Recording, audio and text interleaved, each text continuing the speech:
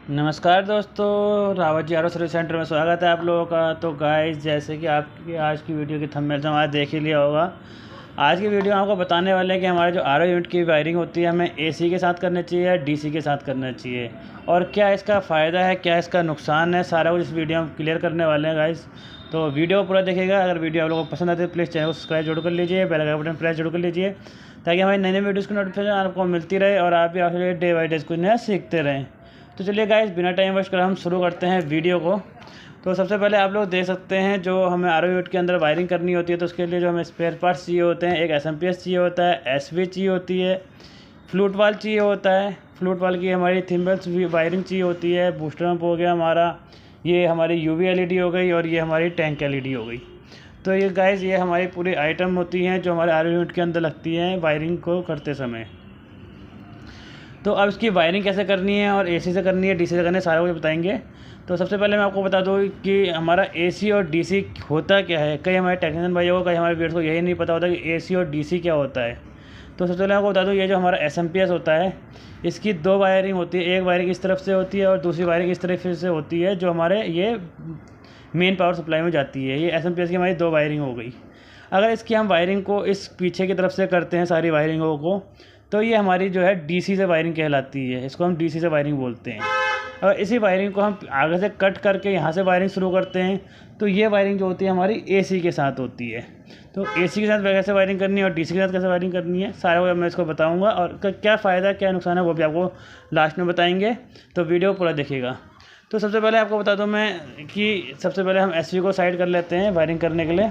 सबसे पहले हमें जो मेन तीन चीज़ लेनी होती है वायरिंग करते समय, सबसे पहले SMPS की वायर हो गई, और ये हमारी एक बूस्टर पंप की वायर हो गई, और ये हमारी फ्लूट वाल की वायर के लिए जो होती है, ये आती है फ्लूट वाल की वायरिंग।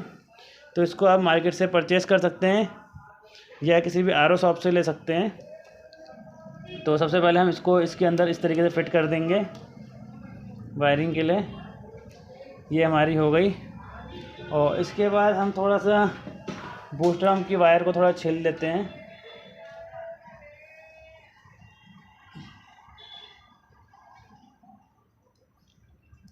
ये हमारी बूस्टर पंप की वायर थोड़ी छिल जाएगी।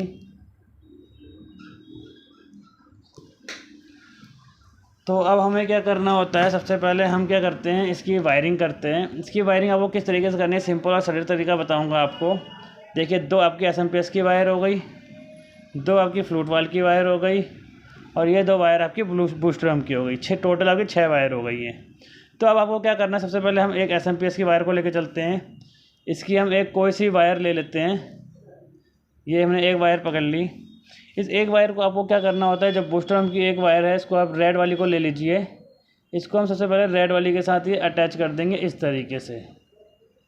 ये हमारी रेड वाली के साथ अटैच हो गई एक, ये हो गई।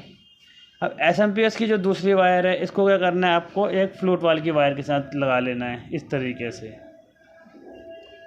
ये हमारी फ्लूट वाल की वायर पर लग गई। ये SMPS की एक वायर हमने बूस्टर पंप की लाल पावर से लगा दी, ध्यान रखिएगा, और SMPS की दूसरी पावर हमने जो है फ्लूट वाल की एक वायर से लगा दी। ये हमारी वायरिंग कनेक्ट हो गई। अब इसके बाद जो हमारी बचती है, फ्लूट वाल की दूसरी वायर बच गई, और बूस्टर पंप की जो है हमारी ये ब्लैक वायर बच गई। तो इन दोनों को जो है हम आपस में कनेक्ट कर देंगे। ये सबसे पहले हमारी ये इस तरीके से कनेक्ट हो जाएगी। तो आप देखेंगे कि जो आपकी 6 वायर हो रही थी, उस 6 वायर के जो है 3 पॉइंट निकल चुके हैं। तो अब हम सबसे पहले इसको ऑन करके आपको चेक कराएंगे कि हमारा फ्लूट वाल किस तरीके से काम करता है और हमारी वायरिंग जो है ओके लगी है या नहीं लगी है। तो इसके लिए सबसे पहले हम बल्ब को जो है वायरिंग कनेक्शन में लगा देते हैं। यहाँ से हमने वायरिंग कनेक्शन में लगा दिया है, और इसको हम एक बार ऑन करेंगे तो ये देखिए SMPS की लाल बत्ती जल गई है, और ये देखिए बूस्टर हमारा वाइब्रेट होने लग गया है। ये देखिए, ये देख सकते हैं, अगर आपको हल्की आवाज़ सुनाई दे रही है तो, क्योंकि हमारा जो बूस्टर पंप देख सकते हैं काफ़ी हैवी क्वालिटी का बूस्टर पंप है, और इसकी साउंड देख सकते हैं बिल्कुल स्लो मोशन का सा साउंड रहता है। और अब हम इसको कैसे चेक करेंगे, जो है हमारी फ्लूट वाल है, इसको हम इस तरीके से पकड़ेंगे, इस तरीके से पकड़ेंगे। तो आप थोड़ा, मैं SMPS की लाल बत्ती भी दिखाया था आपको, जो जल रही है यहाँ पे, ये देखिए रेड कलर की, क्योंकि क्या था आपको बूस्टर पंप की वॉइस ना आ रही हो। तो ये हो गई है। तो ये देखिए अब हम इसको क्या करेंगे, फ्लूट वाले को इस तरीके से हम ऊपर को कट करेंगे इस तरीके से। तो ये देखिए हमारा एसएमपीएस की बत्ती भी बंद हो गई है और हमारा बूस्ट पम्प जो है बंद हो चुका है। इसको हम छोड़ेंगे तो ये देखिए हमारा बूस्ट पम्प दोबारा ऑन हो चुका है। देखिए वाइब्रेट हो रहा है, देख सकते हैं, ये देखिए आवाज़ आ रही होगी आपको। तो ये हमारी यहाँ तक की जो है वायरिंग हो चुकी है। इसको ये देखिए ये फ्लूट वाल कट हो गया है, फ्लूट वाल ऑन हो गया है। तो हम एसएमपीएस को इसको यहाँ से बिजली के पॉइंट से बंद कर देंगे अब, और प्लग यहाँ से हटा देंगे। तो अब आप देखेंगे कि हमारे यहाँ तक वायरिंग हो चुकी थी। 3 हमारे पॉइंट निकल चुके हैं यहाँ पे, एक एसएमपीएस का, एक ये फ्लूट वाल का और ये बूस्ट पम्प का। और इस 3 पॉइंटों को आपको किस तरीके से करना है मैं आपको दिखाता हूँ थोड़ा सीधा करके इसको। ये देखिए 3 पॉइंट हो गए हैं फ्लूट वाल के इस तरीके से। अब हमें क्या करना होता है, अब हमारे पास हम लेके चलेंगे एसवी को। अब एसवी को आपको किस तरीके से कनेक्ट करना है, इसकी जो 2 वायर है, इस चीज़ वो 2 वायर हैं, इन 2 वायर में से एक लाल वायर को ले लेंगे आप। और लाल वायर को जैसे ये देखेंगे बूस्ट पम्प की जो हमारी 2 वायर जा रही है ब्लैक और रेड बूस्ट पम्प से जो जा रही है, देखेंगे यहाँ से ये। तो हम रेड वायर को जो है बूस्ट पम्प की रेड वायर पर जोड़ देंगे इस तरीके से। और जो वाइट वायर है इसकी एसवी की, इसको हम बूस्ट पम्प की ही ब्लैक वायर से जोड़ देंगे। ध्यान रखिएगा, बूस्ट पम्प की ब्लैक वायर से इसके साथ जोड़ देंगे हम इसको इस तरीके से। एसवी की लाल वायर हमने बूस्ट पम्प की लाल वायर से जोड़ दी, एसवी की सफ़ेद वायर हमने बूस्ट पम्प की ब्लैक वायर से जोड़ दी, देखेंगे। और अब हम एक बार इसको दोबारा ऑन करके देखेंगे कि हमारी जो है एसवी कट करती है या नहीं करती। कभी भी आप इसको ऑन करके चेक करेंगे तो यहाँ से जो है आपकी एसवी की कट आवाज़ आएगी। मैं इसको कुछ सुनाने की कोशिश करता हूँ, ये देखिए।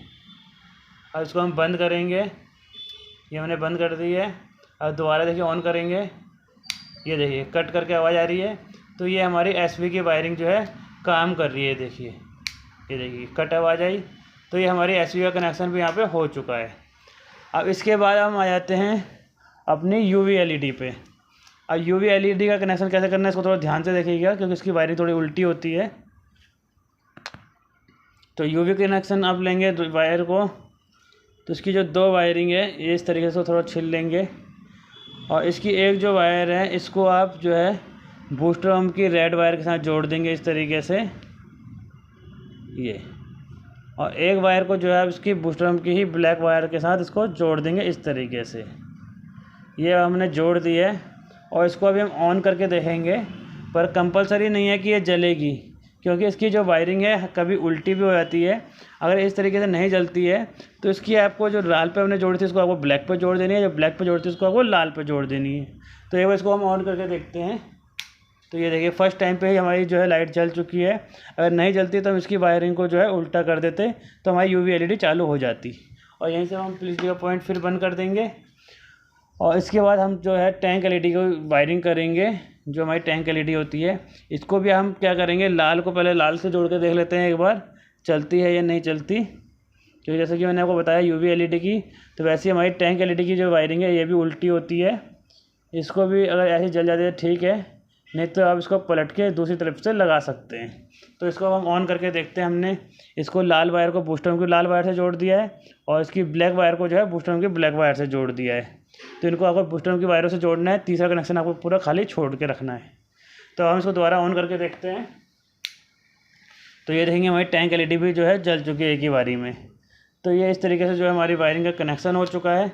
और अभी हम इसको फ्लूट वाल को चेक करेंगे, फ्लूट वाल जो है हमारा काम कर रहा है या नहीं कर रहा है। तो इस तरीके से फ्लूट वाल को पकड़ेंगे और इसको हम ऊपर करके देखेंगे। तो ये देखिए हमारा पूरा सिस्टम जो है ऑफ हो चुका है। और इसको हम छोड़ेंगे तो ये देखिए हमारा पूरा सिस्टम दोबारा ऑन हो चुका है। यूवी एलईडी जल रही है, टैंक एलईडी जल रही है, बूस्टर हमारा जल रहा है, एसवी हमारी कट कर रही है। तो इस तरीके से जो है आपका जो है वायरिंग डीसी के साथ हो जाती है, देखिए। तो ये हमारी डीसी के साथ कनेक्शन हो चुका है इसका। और ये देखेंगे, और अगर इसको अभी हम इसको अब निकाल के अभी मैं आपको दिखाता हूँ। इसको पहले बंद कर देता हूँ। ये हमने बंद कर दिया है। और इसको अब हम क्या करेंगे, ये अभी तक जो हमारा कनेक्शन था डीसी के साथ था। अब हम आपको बताएंगे कि इसको एसी के साथ कैसे कनेक्शन करना है। तो इसके लिए हम सबसे पहले जो है वायरों को निकाल देंगे, सारी सारी वायरों को दोबारा अलग कर देते हैं एक बार। तो ये देखिए सारी वायरिंग को हम खोल देंगे दोबारा से, ये। तो ये सब वायरिंग हमारी दोबारा से अलग हो चुकी है। ये हमारे फ्लूट वाल की वायर को सबसे पहले हमने अलग कर लिया है। अब हम पकड़ लेते हैं अपनी यूवी एलईडी की वायरिंग हमारी अलग हो चुकी है। हमारी टैंक एलईडी की वायरिंग अलग हो चुकी है। ये हमारी एसवी अलग हो गई और ये हमारे एसएमपीएस अलग हो गई। तो ये देखेंगे आप, तो ये सारे कनेक्शन जो है हमारे अलग हो चुके हैं इस समय। तो अब हम क्या करना है, हमें अभी तो हमने जो वायरिंग सीखी थी डीसी के साथ सीखी थी, अब आपको जो वायरिंग सिखाएंगे आपको एसी के साथ सिखाएंगे इस तरीके से, जो हमारा यहाँ से पॉइंट होता है। और एसी से वायरिंग करने के लिए आपको ज़्यादा परेशानी की ज़रूरत नहीं होगी, क्योंकि एसी को आपको कनेक्ट किस तरह से करना है बताता हूँ। पहले यूवी टैंक एलईडी हटा देते हैं, एसवी हटा देते हैं। अब बारी आती है हमारी एसएमपीएस की और फ्लूट वाल की वायर की और बूस्टर पंप की। ये 3 वायर हमारी फिर पकड़ लेते हैं, 3 वायर। तो इसमें आपको सबसे पहले क्या करना है मैं बताता हूँ। जो हमारा ये एसएमपीएस का जो बैक हिस्सा था, जो प्लग वाला था हमारा मेन पावर सप्लाई का, इसको आपको क्या करना है, इस तरीके से रखना है और यहाँ से जो है हल्की सी वायर को छील देंगे इस तरीके से। मतलब आपको पूरी दोनों वायर अलग नहीं करनी है, इसको यहाँ से छील देंगे तो आपके 2 वायर कुछ निकलेंगे इस तरीके से अंदर से, जो अंदर से रहेंगे आगे इस तरीके से 2 वायर रहेंगी, एक रेड एंड ब्लैक कलर के इस तरीके वायर आ जाएंगी। इसमें आपको क्या करना है, एक वायर को आप सीधा ऐसे ही छोड़ देंगे और जो दूसरी वायर ये वाली आप वायर पकड़ेंगे और इसको यहाँ से बीच से कट कर देंगे। यहाँ से एक वायर को कट कर देंगे तो आपके 2 हिस्से बन जाएंगे इसके, और ये हिस्से आप सीधा एसएमपीएस के अंदर जो है जाने देंगे। जब यहाँ आपके 2 कट करने के बाद 2 हिस्से जो ये बन जाएंगे, इसमें आपको क्या करना होता है, जो ये फ्लूट वाल की वायर को आप पकड़ेंगे और जो 2 हिस्से इसकी वायर के, जो आपने वायर काटी थी उसके जो 2 हिस्से बचेंगे, उन दोनों को आपको फ्लूट वाल की वायर के साथ इस तरीके से जोड़ देना है। ध्यान रखिएगा, दोबारा बताता हूँ, एक वायर को आपको सीधा जाने देंगे, उसको कोई नहीं छेड़ेंगे, और जो दूसरी एक वायर आप कट करेंगे, चाहे रेड कर लीजिए कट, चाहे ब्लैक कर लीजिए, तो उसके जो 2 हिस्से बनेंगे उन दोनों हिस्सों में आपको फ्लूट वाल की ये दोनों वायर को अटैच करके जोड़ देनी है। और फिर आप उस पर टेपिंग कर देंगे या फिर आप उस पर एंड कैप लगा के उसको बंद कर देंगे। तो ये आपकी जो है फ्लूट वाल की यहाँ से वायरिंग जो है इससे कनेक्ट हो जाएगी एसी के साथ। अब बारी आती है कि बूस्टर पंप और एसएमपीएस और एसवीओ कैसे बूस्टर पंप और एसवीओ वगैरह को कैसे जोड़ना है आपको। इसमें आपको अब कुछ नहीं करना है, खाली एसएमपीएस यहाँ पर फ्लूट वाल की वायरिंग हो गई, और एसएमपीएस का जो सेकंड वायर है इसमें आपको क्या करना है, कोई सी भी ऐसे इस तरीके से बूस्टर पंप की वायर को जोड़ देंगे। ये आपकी बूस्टर पंप की वायर जुड़ गई, इस तरीके से हो गए 2 कनेक्शन। इसी तरीके से आप एसवीओ कनेक्शन जोड़ देंगे, रेड एंड वाइट को ये जोड़ दिया और ये जोड़ दिया। तो इसको आपको इसी तरीके से अटैच करते रहना है। ये आपकी एसवीओ कनेक्ट हो गई। अब इसके बाद आती है यूवी एलईडी की बारी। तो यूवी एलईडी को भी आप इसी तरीके से दोनों को जोड़ देंगे, और अगर ये जल जाती है तो ठीक है, अगर नहीं जलती है तो आपको इसको इस तरीके से पलट के लगा देना है। इस वाली वायर को वहाँ कर देना है, इस वाली वायर को यहाँ कर देना है, ताकि यूवी एलईडी जल जाएगी। और इसी तरीके से आपको क्या है, टैंक एलईडी लेनी है। टैंक एलईडी की भी 2 वायर इस तरीके से कनेक्ट करेंगे। जल जाती है तो बहुत अच्छी बात है, नहीं जलती है तो आपको उसको पलट देना है। ब्लैक वाली वायर जो यहाँ पे है उसको उधर ले जाएंगे, और रेड वाली वायर जो उधर है उसको इधर आके यू कनेक्ट कर देंगे इस तरीके से। तो ये आपकी जो है वायरिंग एसी के साथ कनेक्ट हो जाएगी सारी की सारी। फ्लूट वाला आपके यहाँ कनेक्ट हो गए, बाकी आइटम आपकी यहाँ कनेक्ट हो गई। तो इस तरीके से आपको जो है एसी की वायरिंग करनी है।